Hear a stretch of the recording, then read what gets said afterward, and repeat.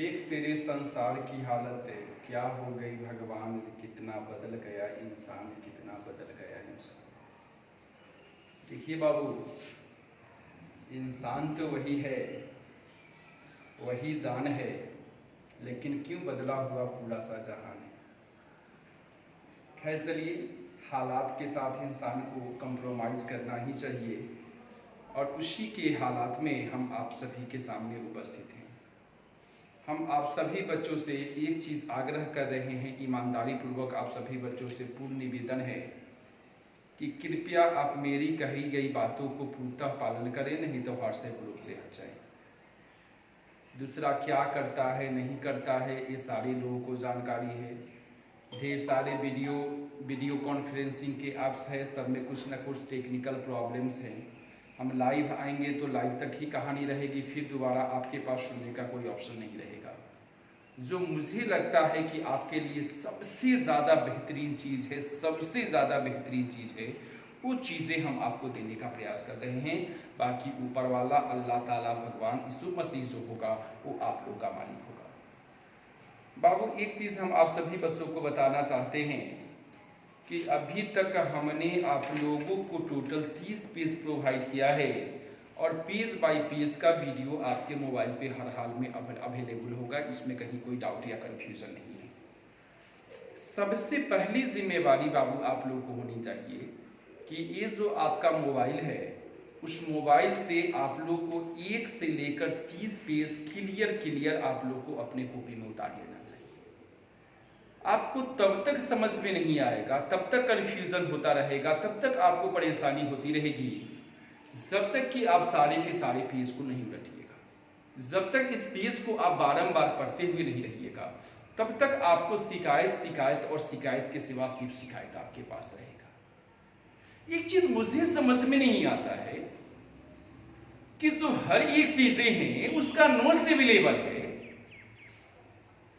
हर day का। सोचिए, आप क्लास करने आते थे, एक दिन क्लास आए, एक दिन क्लास नहीं आए, 10 मिनट लेट से आए, सवेर से आए, उससे बेहतर ही कंटिन्यूटी है।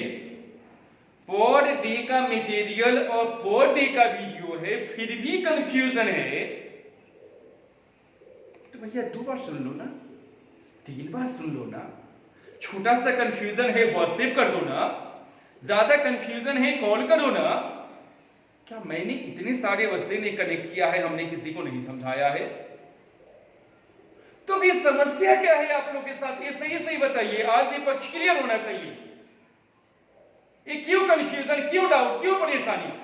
ये तो परेशानी का सवाल ही पैदा नहीं होना चाहिए। हाँ, ये अलग चीज है बाबू कि जब हम बैस में आपके साथ रहते थे, जितनी मेहनत हमको करनी पड़ती थी, उसका कई के गुना हमको ज्यादा मेहनत करनी पड़ रही है। तो परेशान हमको होना चाहिए, लेकिन आप निठल्ले बैठ के सोए रहिएगा, आप सारे जहां की बात कीजिएगा, आप पढ़ाई की चीज नहीं कीजिएगा, तो भैया कभी भी जिंदगी में आपका भला नहीं हो सकता है। Nothing is. वैसे सभी बच्चे के लिए यूपीएससी नहीं बना है। आप अभी भी व्हाट्सएप से अलग हो जाइए, भविष्य में भी आप मेरे साथ संपर्क में न रहने का प्रयास कीजिए। जो बच्चे अभी व्हाट्सएप ग्रुप में मेरे साथ जुड़े हैं, थोड़ा सा उन लोगों को हम समझा देना चाहते हैं कि क्या है, कैसे है, नहीं है। तो ये तो आप सारे बच्चे को मालूम है कि पूरी आपकी जो केमिस्ट्री है 12th की, वो 3 भागों में बटी हुई है। एक को बोलते हैं फिजिकल केमिस्ट्री, एक को बोलते हैं इनऑर्गेनिक केमिस्ट्री, और लास्ट में आपका ऑर्गेनिक केमिस्ट्री। ये सारे लोगों को मालूम है। तो इसी फिजिकल केमिस्ट्री का जो आपका फर्स्ट चैप्टर है, इस फर्स्ट चैप्टर का नाम है आपका सॉलिड स्टेट, और वही सॉलिड स्टेट के बारे में आपको पढ़ाया जा रहा है। सबसे पहले आप लोग को व्हाट्सएप पे क्वेश्चन भेजा गया था। कितना क्वेश्चन भेजा गया था? तो आपका जनरल में 16 और कंपटीशन कॉर्नर में आपको क्वेश्चन भेजा गया था इस तरह से। टोटल क्वेश्चन 10, यानी 16 + 10 यानी कि 26। अब इसमें जितने सारे भी टॉपिक्स थे, अब सारे के सारे टॉपिक्स को हमने टॉपिक वाइज आपको समझाने का प्रयास किया। सबसे पहले हमने आपको समझाने का प्रयास किया कि ये आपका सॉलिड क्या है, व्हाट इज सॉलिड। तो आप सारे बच्चे को मालूम है कि सॉलिड के केस में मॉलिक्यूल एक दूसरे के करीब होते हैं, इंटरमोलिकुलर डिस्टेंस कम होता है, और जब डिस्टेंस कम होगा तो इसके बीच लगने वाले फोर्स ऑफ अट्रैक्शन यानी आकर्षण बल का मान ज्यादा होगा। जब फोर्स ऑफ अट्रैक्शन ज्यादा होगा तो चीजें करीब आएंगी, और जब करीब आएंगी तो कोई भी सॉलिड आपका हार्ड एंड रिजिड होगा। सबसे पहले किसी भी सॉलिड को दो भागों में क्लासिफाई किया गया है बाबू। फर्स्ट को हम लोग नाम देते हैं क्रिस्टलाइन सॉलिड, और सेकेंड को हम लोग बोलते हैं अमॉर्फस सॉलिड। ये सारे डिटेल्स देखिएगा, आपको सारा का सारा डिटेल्स आपको नोट्स में लिखा हुआ मिल जाएगा।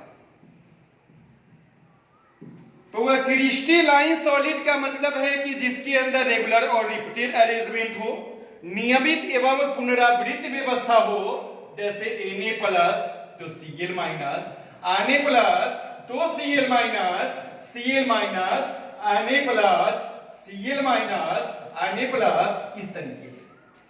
लेकिन जब इसके अंदर कोई रेगुलर और रिपीटेड अरेंजमेंट मौजूद नहीं होगा तो उसको हम लोग नाम देते हैं अमॉर्फस सॉलिड। वह क्रिस्टलाइन एक ट्रू सॉलिड होता है, ओरिजिनल सॉलिड होता है।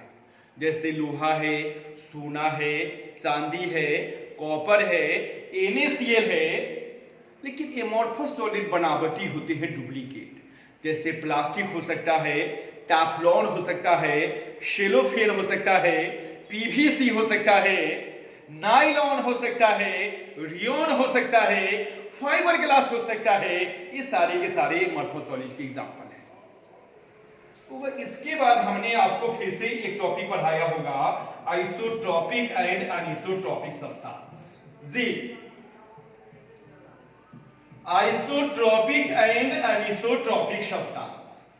आइसोट्रोपिक को बोलते हैं सौम्यदैशिक, और एनिसोट्रोपिक को हम लोग बोलते हैं विषमदैशिक। सौम्य माने समान, दैशिक यानी दिशा वाले, यानी समान दिशा वाले।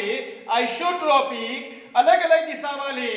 अनिसोट्रोपिक एक ऐसा सॉलिड जिसका हर एक डायरेक्शन में अगर प्रॉपर्टी आपका सेम टू सेम होगा तो आइसोट्रोपिक बोलेंगे।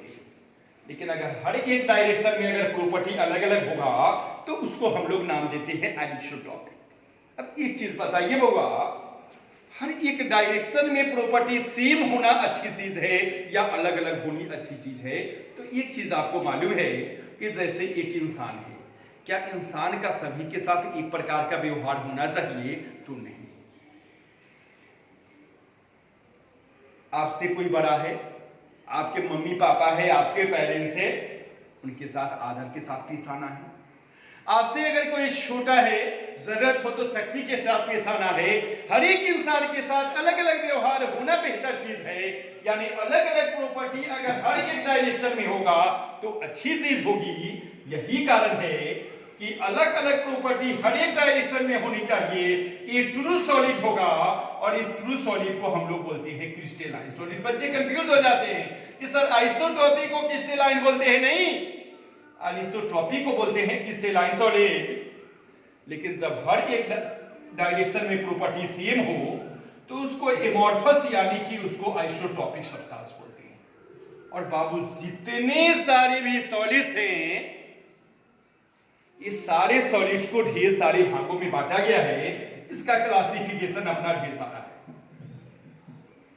जैसे सबसे पहले है बाबू मॉलिक्यूलर सॉलिड। एक ऐसा सॉलिड जिसका निर्माण मॉलिक्यूल के मिलने से हुआ है। बोलेंगे मॉलिक्यूलर सॉलिड तीन भाग में बांटा गया। Non polar, sharing of electron अगर समान एटम के बीच में होगा नॉन पोलर। पोलर अगर शेयरिंग ऑफ एटम अलग अलग एटम के बीच में होगा वो आपका पोलर होगा।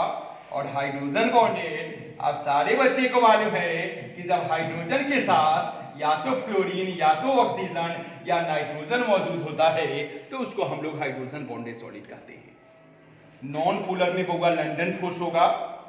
पोलर में डाइपोल डाइपोल इंटरेक्शन होगा और हाइड्रोजन बॉन्डेड सॉलिड में आपका हाइड्रोजन बॉन्ड मौजूद होगा।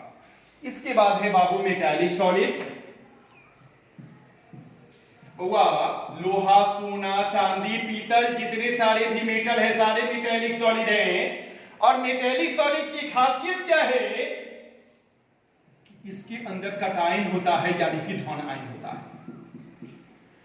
और इस कटायन के चारों तरफ इलेक्ट्रॉन का एक झुंड, एक महासागर, एक जमावड़ा मौजूद होता है। ये सारा का सारा प्लस चार्ज अंदर होगा, ये सारा इलेक्ट्रॉन फ्री होगा, मूवमेंट होगा। और यही कारण है कि जितने भी मेटालिक सॉलिड्स होंगे सारे के सारे सॉलिड स्टेट में भी गुड कंडक्टर होंगे और आपके लिक्विड स्टेट में भी गुड कंडक्टर होंगे। इसके अलावा ये मैलिएबल होंगे, ये डक्टाइल होंगे, आघातवर्ध होंगे, तन्य होंगे, मेटालिक साउंड होगा, मेटालिक लस्टर होगा, धातुई आवाज होगी, धातुई चमक भी इसके अंदर मौजूद होगी। इसके बाद है बाबू 3 नंबर में आपका आयोनिक सॉलिड। एक्चुअली में एक ऐसा सॉलिड जिसका निर्माण कंप्लीट ट्रांसफर ऑफ इलेक्ट्रॉन के कारण होता है, इलेक्ट्रॉनों के पूर्ण स्थानांतरण के कारण होता है, उसको हम लोग नाम देते हैं आयोनिक सॉलिड। जैसे NaCl तोड़िएगा तो Na पे प्लस चार्ज होगा और आपका Cl पे माइनस चार्ज होगा। इस प्रकार के सॉलिड स्टेट में बैड कंडक्टर होते हैं। क्यों? क्योंकि कोई फ्री इलेक्ट्रॉन्स नहीं है, ये होगा सॉलिड स्टेट है। लेकिन जैसे ही इसको आप लिक्विड स्टेट में कन्वर्ट कीजिएगा, ये आयन में टूटेगा, कटायन, एनायन, एवी आयन, एवी आयन, यानी इसके अंदर आयंस मौजूद है और इसी आयंस के कारण इलेक्ट्रिसिटी संभव है। यानी सॉलिड स्टेट में बैड कंडक्टर और लिक्विड स्टेट में ये आपका हो जाएगा गुड कंडक्टर। उसके बाद है आपका नेटवर्क और कोवेलेंट सॉलिड।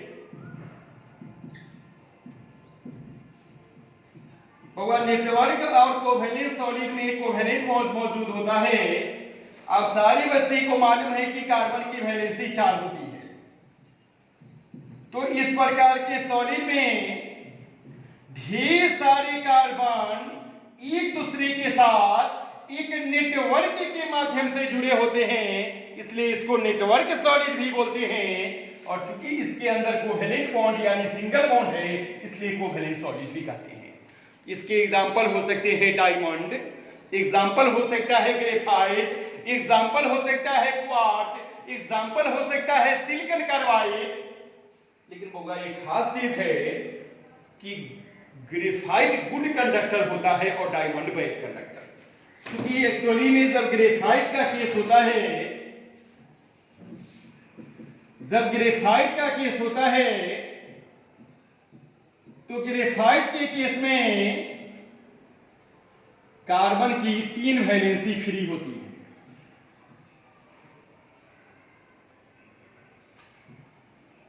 ए फ्री है, a fixed, fixed, fixed, fixed, fixed और ये भी आपका होगा फिक्स। लेकिन ये चौथी वैलेंसी आपकी फ्री होगी और इसी फ्री वैलेंसी से इलेक्ट्रॉन की कंडक्टिविटी संभव है। दैट्स व्हाई ये आपका होगा गुड कंडक्टर। लेकिन जब हम डायमंड के केस में आते हैं तो हम पाते हैं कि ए भी फिक्स, ए भी फिक्स, ए भी फिक्स और ए भी फिक्स, चारों की चारों वैलेंसी फिक्स है, कोई फ्री इलेक्ट्रॉन्स नहीं है। दैट्स व्हाई ये आपका हो जाएगा बैड कंडक्टर। इसके बाद होगा है unit cell and its crystal lattice.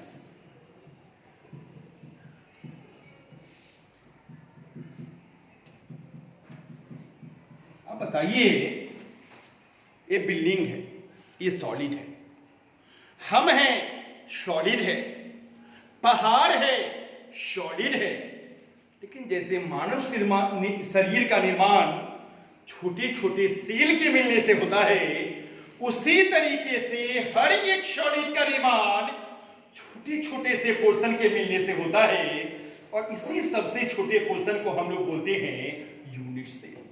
जैसे मान लीजिए होगा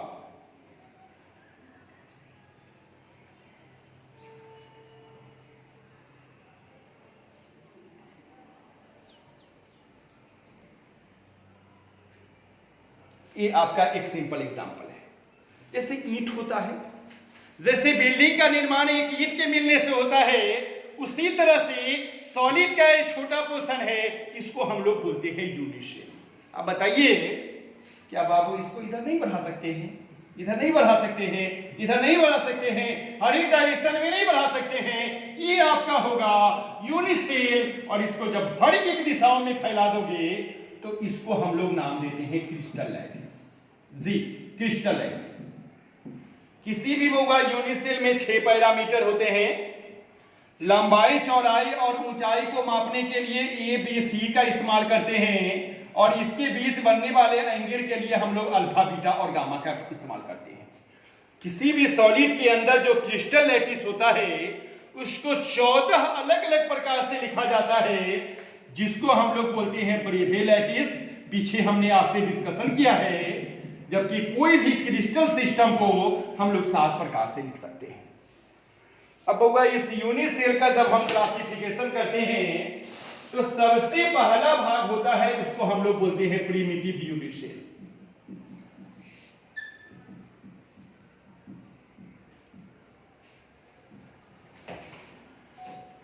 अगले भाग का नाम होता है क्यूबिक सेंटोड।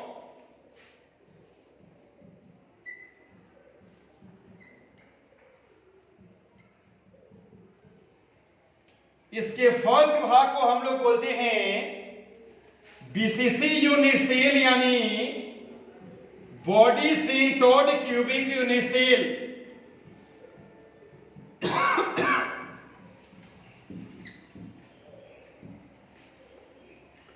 सेकेंड को बोलते हैं एफसीसी, यानी कि face centred unit cell.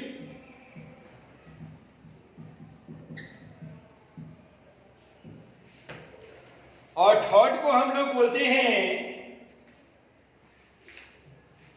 ECC, यानी कि इंड सेंटोड यूनिट सेल।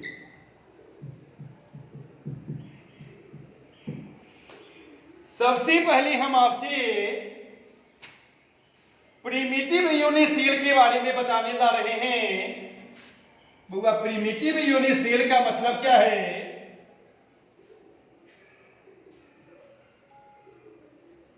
ए वाला फिगर,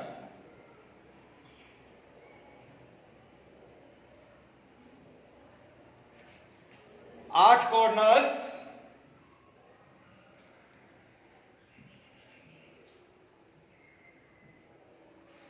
हर एक कॉर्नर पर एटम का 1/8वां हिस्सा, और टोटल कॉर्नर की संख्या आपकी है 8। यानी अगर कोई आपसे अगर कोई टोटल नंबर ऑफ एटम्स पूछे तो हर कॉर्नर पर 1/8वां, कॉर्नर की संख्या 8, यानी प्रिमिटिव यूनिट सेल में टोटल नंबर ऑफ एटम्स की संख्या होती है 1। बउआ, क्यूबिक सेंटोड का फर्स्ट पार्ट होता है आपका body centred cubic unit cell. इसमें जरा गौर फरमाइएगा,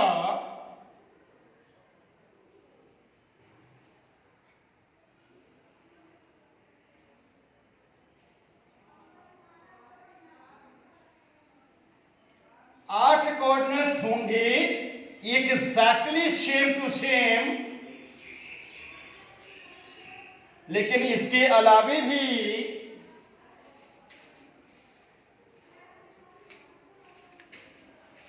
इसके बॉडी के सेंटर में भी एक आइटम होगा। इससे इसको मिला दीजिए, ठीक है? इससे इसको मिला दीजिए, ठीक है? और इससे इसको मिला दीजिए।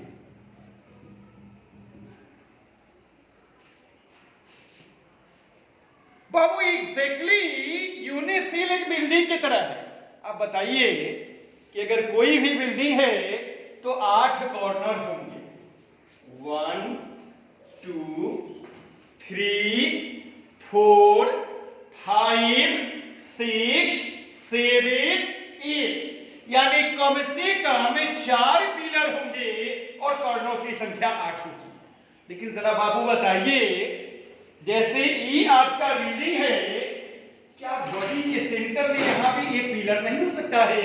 तो उसको हम लोग बोलेंगे बॉडी सेंटर। क्या बाबू, ये जो आपको फेस नजर आ रहा है, कितना फेस है जरा काउंट कीजिए, 1 2 3 4 5 6।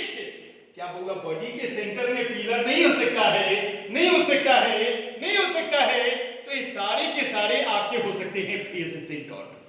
सबसे पहले बाबू, बॉडी सेंटर में क्या होता है, 8 कॉर्नर पर एक एक होगा। लेकिन इसके अलावा जैसे बिल्डिंग के मिडिल में एक पिलर होगा, इसी तरह बॉडी के सेंटर में एक पिलर होगा। और अगर सेंटर में कोई पिलर होगा तो उसका सारा का सारा पोर्शन अंदर होगा, बाहर कोई भी पोर्शन नहीं होगा।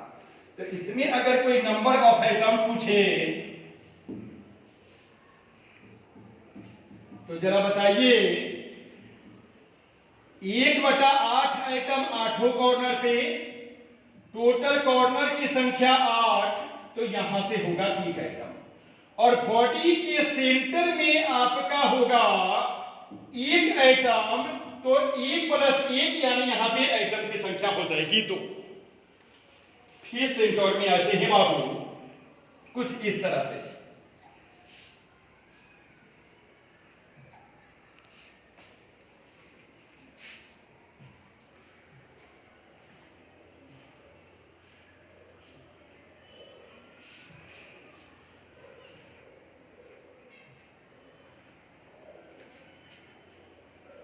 आठों कॉर्नर्स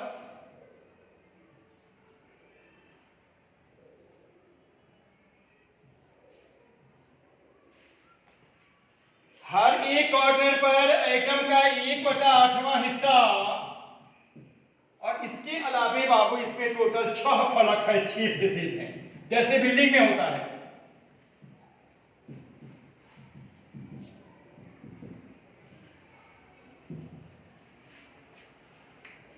आप क्या कीजिए, इससे इसको मिला दीजिए, इससे इसको मिला दीजिए, इससे इसको मिला दीजिए, इससे इसको मिला दीजिए, 2 फेस। फिर बाबू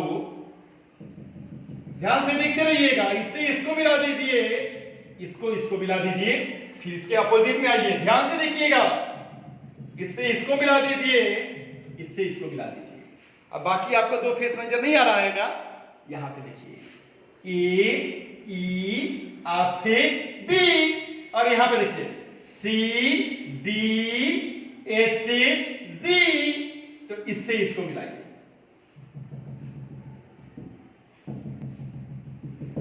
फिर इससे इसको मिलाइए, फिर इससे इसको मिलाइए।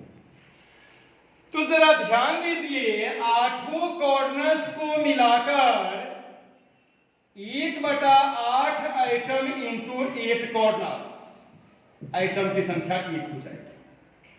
और फेस पर आपको आइटम का होता है आधा हिस्सा, आधा हिस्सा अंदर और आधा हिस्सा बाहर। तो आइटम का आधा हिस्सा, टोटल फेस की संख्या 6, यानी यहां पे 3, यहां पर 1, यानी आइटम की संख्या आपकी हो जाएगी 4। लेकिन बाबू जब यही आप इस इसी में आते हो, यानी इंड सेंटर की सेल में, तो ये ज्यादा आसान है जी।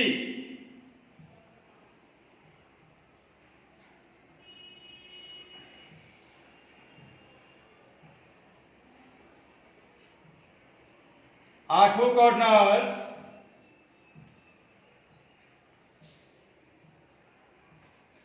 इसके अलावा कोई भी 2 अपोजिट फेस ले लीजिए, कोई भी, या तो इसको लीजिए तो इसको लीजिए, बाकी 4 फेस नहीं लेना है। ऊपर लीजिए तो नीचे लीजिए, इधर लीजिए तो इधर लीजिए, सिर्फ 2 फेस।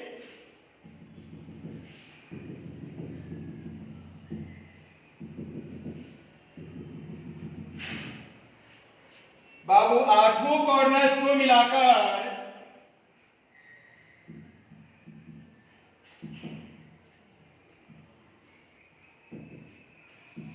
एक एटम और दो अपोजिट फेस, एटम का आधा हिस्सा, एटम का आधा हिस्सा, हाफ एटम, टू फेसेस, आपका बचा यहां पे वन एटम, यानी 1 + 1 = 2 एटम। ये अभी तक पीसी की कहानी है जिसको हमने रिव्यू किया है कि अगर आपको कोई कंफ्यूजन है तो पूछिए। लेकिन अगला जो हमने 6 पेज हमने भेजा है उसका जवाब अवश्य है, इसलिए सारे बच्चे ध्यान से समझिएगा। किसी भी यूनिट सेल में चाहे वो जो पोर्शन हो और जहां पे भी कोई आइटम मौजूद होगा उसको हम लोग बोलेंगे लैटिस पॉइंट होगा। यहां पे देखिए प्रिमिटिव यूनिट सेल, जहां जहां आइटम होगा, चाहे आइटम पूरा हो, चाहे आइटम आधा हो, चाहे आइटम का 1/8वां हिस्सा हो, अगर आइटम होगा तो बोलेंगे लैटिस पॉइंट। जरा आप लोग बताइए जल्दी बताइए कि इसमें कितने कॉर्नर है? हर एक कॉर्नर पर एक एक आइटम है, यानी कितना भी हिस्सा हो आइटम है ना। तो चूंकि इसमें 8 कॉर्नर है तो यहां पे लैटिस पॉइंट की संख्या होगी 8। यहां पे बीसीसी 8 कॉर्नर पर एक एक होगा, 8 कॉर्नर पर एक एक होगा, बॉडी के सेंटर में भी एक होगा, यानी 8 लैटिस पॉइंट यहां पे, बॉडी के सेंटर में यहां पे, यानी 8 + 1 = 9, यानी बॉडी सेंटर में लैटिस पॉइंट की संख्या होगी 9। फेस सेंटर बताइए 8 कॉर्नर्स को मिलाकर 8 लैटिस पॉइंट होगा, और 6 फेस के सेंटर में जो एक एक आइटम है वहां पे थी, यानी 8 + 6 = 14, यानी फेस सेंटर में लैटिस पॉइंट की संख्या होगी 14। और जब इंड सेंटर में आएंगे तो 8 कॉर्नर्स को मिलाकर 8 और 2 अपोजिट फेस में 2, यानी 8 + 2 = 10, यानी लैटिस पॉइंट की संख्या होगी 10। बोलिए किसी को कोई डाउट है? फिर से बोलिए, प्रिमिटिव यूनिट सेल में 8 corner, lattice point 8।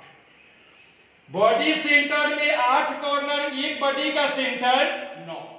Face centre में 8 कॉर्नर और 6 फेस, 8 + 6 = 14, और इंड सेंटर में 8 कॉर्नर्स और 2 अपोजिट फेस, यानी 8 + 2 = 10।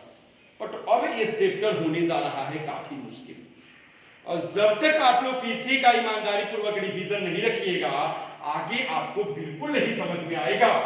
और उस टॉपिक का नाम होगा क्लोज पैक्ड स्ट्रक्चर। जी लिखा हुआ होगा question, what is close packed structure? Hindi मत पूछिएगा प्लीज। निविड संकुलित संरचना, ध्यान से देखिएगा।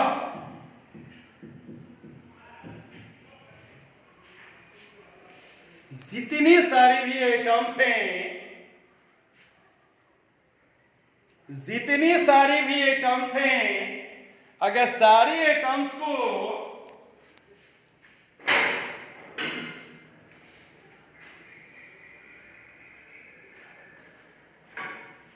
आप आइडेंटिकल स्फीयर मानते हैं, एक समदृश गोला मानते हैं, ये आइटम है, इसका शेप स्फीयर की तरह है। ए भी आइटम है, स्फीयर है, मान लीजिए ए भी स्फीयर है। ये सारी के सारे एटम को अगर एक सदृश गोला माना जाए और इन जब सारे गोलों को एक दूसरे के अगल बगल में व्यवस्थित किया जाए तो इस व्यवस्था को हम लोग बोलते हैं क्लोज पैक्ड स्ट्रक्चर। ये आइडेंटिकल स्फीयर, ये आइडेंटिकल स्फीयर, ये आइडेंटिकल स्फीयर, इसके करीब इसके लाया, इसके करीब इसके लाया, इसके करीब इसको लाया, चाहे आप जिस तरीके से करीब लाइएगा, लेकिन आप लोग गौर कीजिएगा कि इसमें एक वैकेंट स्पेस यानी कि एक खाली स्थान पड़ेगा तो बनेगा। इसी व्यवस्था को बउआ हम लोग बोलते हैं क्लोज पैक्ड स्ट्रक्चर, और ये 3 प्रकार से हो सकता है। सारे बच्चे बोलिए, 1 dimensional close packing, 2 dimensional close packing, 3 dimensional close packing. सबसे पहले हम आपको 1 डायमेंशनल क्लोज पैकिंग के बारे में समझाने जा रहे हैं, गौर कीजिएगा प्लीज।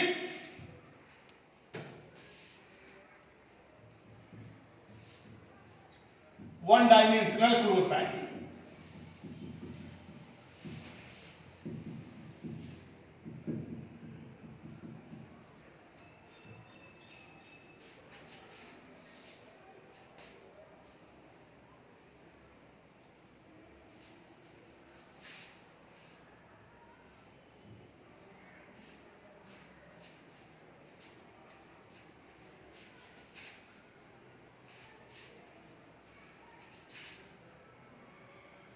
एक गोला, दूसरा गोला, तीसरा गोला, चौथा गोला, 5वां गोला। अगर ढेर सारे स्फीयर्स को इस तरीके से व्यवस्थित कर दिया जाए कि सारा का सारा स्फीयर एक दूसरे को टच करे, तो इसको हम लोग बोलते हैं 1 डायमेंशनल क्लोज पैकिंग। एक कोऑर्डिनेशन नंबर होता है। एक स्फीयर अन्य जितने स्फीयर को टच करता है उसको हम लोग बोलते हैं कोऑर्डिनेशन नंबर। जैसे यहां के स्फीयर ले लीजिए, इसको भी टच कर रहा है और इसको भी टच कर रहा है, तो यहां पे आपके कोऑर्डिनेशन नंबर का मान होगा 2।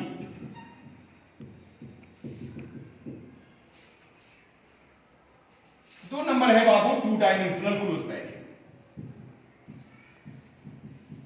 ये 2 डायमेंशनल क्लोज पैकिंग आपका 2 तरीके से हो सकता है।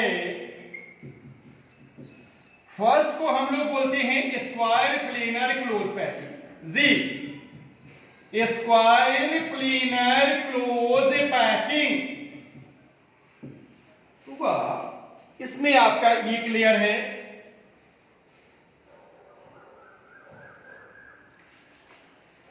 आप एक लेयर के ठीक ऊपर दूसरे लेयर को डाल दीजिए, फिर तीसरे लेयर को डाल दीजिए।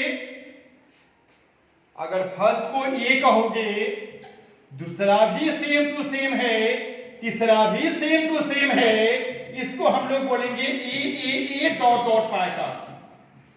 लेकिन खास चीज क्या है बाबू, कि इसमें डिफरेंट स्फीयर्स एक दूसरे के हॉरिजॉन्टल भी है और परपेंडिकुलर भी है। और इसमें एक स्फीयर कितने स्फीयर को टच कर रहा है, ध्यान से देखिएगा। क्या इसको टच कर रहा है? इसको टच नहीं कर रहा है। इसको टच कर रहा है, इसको टच नहीं कर रहा है, इसको टच कर रहा है, इसको टच नहीं कर रहा है, और इसको टच कर रहा है। यहां पे, यहां पे, यहां पे और यहां पे। बताइए टोटल 4 स्फीयर को टच कर रहा है, इसलिए इस केस में कोऑर्डिनेशन नंबर का मान आपका हो जाएगा 4। और चारों कनेक्टेड स्फीयर को अगर जोड़ दीजिएगा तो क्या खूबसूरत फिगर बनेगा।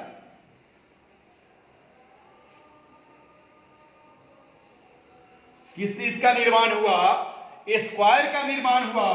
अतः ऐसे स्ट्रक्चर को बोलते हैं स्क्वायर प्लेनर क्लोज पैकिंग।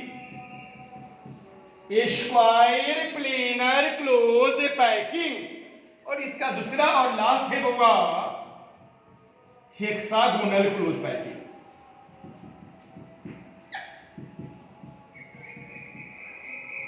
इसमें हुआ एक लेयर,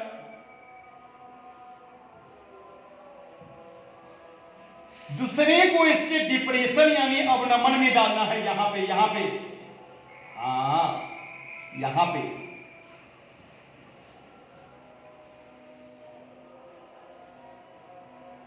देखते रहिए डिप्रेशन में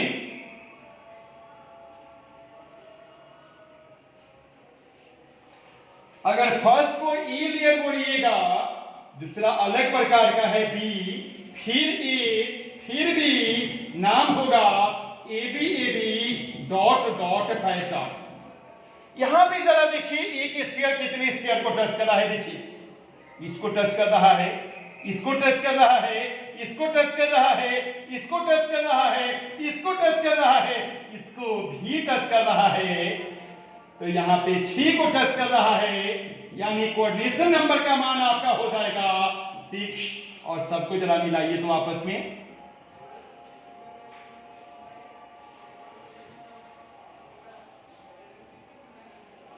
बोलिए किस चीज का निर्माण हुआ? हेक्सागोनल का निर्माण हुआ।